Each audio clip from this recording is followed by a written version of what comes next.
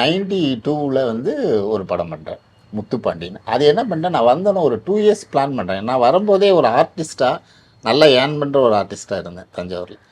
அதை விட்டுட்டு தான் இங்கே வந்தேன். அப்போ நான் ஒரு ஃபிக்ஸ் பண்ணுறேன், ஒரு 2 இயர்ஸ் நான் ட்ரை பண்ணுவேன், இல்லைன்னா நான் வேறு ஏதாவது பண்ணுவேன்.